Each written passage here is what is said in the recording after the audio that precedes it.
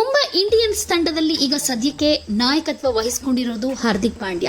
ಆದರೆ ಹಾರ್ದಿಕ್ ಪಾಂಡ್ಯ ನಾಯಕತ್ವ ವಹಿಸಿಕೊಂಡಿದ್ದೇ ತಡ.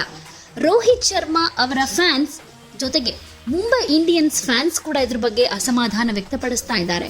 ಜೊತೆಗೆ ಟೀಮ್ನಲ್ಲೂ ಕೂಡ ಕೆಲವೊಂದು ಅನಿರೀಕ್ಷಿತ ಬೆಳವಣಿಗೆಗಳು ಕೂಡ ಆಗ್ತಾ ಇವೆ. ಅದರಲ್ಲೂ ಇಬ್ಬಾಗ ಆಗ್ಬಿಟ್ಟಿದೆ ಮುಂಬೈ ಇಂಡಿಯನ್ಸ್. ಕೆಲವರು ಹಾರ್ದಿಕ್ ಪಾಂಡ್ಯ ಪರ ಇದ್ರೆ ರೋಹಿತ್ ಪರ ಕೆಲವರು ಇದ್ದಾರೆ ಅನ್ನೋದ್ರ ಬಗ್ಗೆ ಕೆಲವೊಂದು ಸುದ್ದಿ ಹರಿದಾಡ್ತಾ ಇದೆ. ಹೀಗಿರುವಾಗ ರಾಜಸ್ಥಾನ್ ರಾಯಲ್ಸ್ ವಿರುದ್ಧ ಮುಂಬೈನ ವಾಂಖೆಡೆ ಸ್ಟೇಡಿಯಂನಲ್ಲಿ ಸೆಣಸಾಟ ನಡೆಸೋದಕ್ಕೆ ಮುಂಬೈ ಇಂಡಿಯನ್ಸ್ ಟೀಮ್ ವಾಂಖೆಡೆ ಸ್ಟೇಡಿಯಂಗೆ ತಲುಪಬೇಕಾದ್ರೆ ಎಲ್ಲರೂ ಕೂಡ ಟೀಮ್ ಬಸ್ನಲ್ಲಿ ಬರ್ತಾರೆ. ಆದರೆ ಗಮನಿಸಬೇಕಾಗಿರೋ ವಿಚಾರ ಅಂದ್ರೆ ರೋಹಿತ್ ಶರ್ಮಾ ಅವರು ತಮ್ಮ ಸ್ವಂತ ರೇಂಜ್ ರೋವರ್ ಕಾರ್ನಲ್ಲಿ ವಾಂಖೆಡೆ ಸ್ಟೇಡಿಯಂಗೆ ಆಗಮಿಸಿದ್ದು ಎಲ್ಲರ ಗಮನ ಸೆಳೆದಿದ್ದಾರೆ.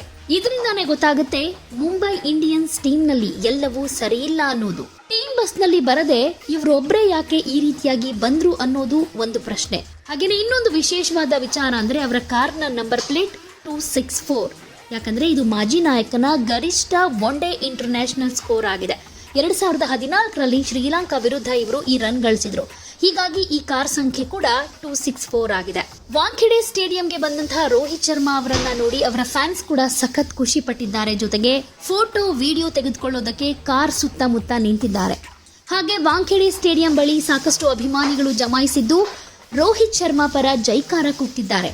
ಮುಂಬೈ ಟೀಮ್ನ ರಾಜ ಯಾರು ಅಂದ್ರೆ ಅದು ರೋಹಿತ್ ಶರ್ಮಾ ಅಂತ ಘೋಷಣೆಗಳನ್ನ ಕೂಗ್ತಾ ಈಗಲೂ ಕೂಡ ಮುಂಬೈ ಇಂಡಿಯನ್ಸ್ಗೆ ರೋಹಿತ್ ಶರ್ಮಾನೇ ನಮ್ಮ ನಾಯಕ ಅನ್ನೋ ರೀತಿಯಲ್ಲಿ ನಡೆದುಕೊಳ್ತಾ ಇದ್ದಾರೆ. ಒಟ್ನಲ್ಲಿ ಹಾರ್ದಿಕ್ ಪಾಂಡ್ಯ ನಾಯಕತ್ವ ವಹಿಸಿಕೊಂಡಿದ್ದೇ ತಡ ಮುಂಬೈ ಟೀಮ್ನಲ್ಲಿ ಸಾಕಷ್ಟು ಬದಲಾವಣೆಗಳಾಗ್ತಾ ಇದೆ. ಅದರಲ್ಲೂ ಟೀಮ್ ಬಸ್ನಲ್ಲಿ ಬರದೆ ರೋಹಿತ್ ಶರ್ಮಾ ಈ ರೀತಿ ಸ್ವಂತ ವೆಹಿಕಲ್ನಲ್ಲಿ ಬಂದಿದ್ದು ಕೂಡ ಸಾಕಷ್ಟು ಚರ್ಚೆಗೆ ಎಡೆ ಮಾಡಿಕೊಡ್ತಾ ಇದೆ.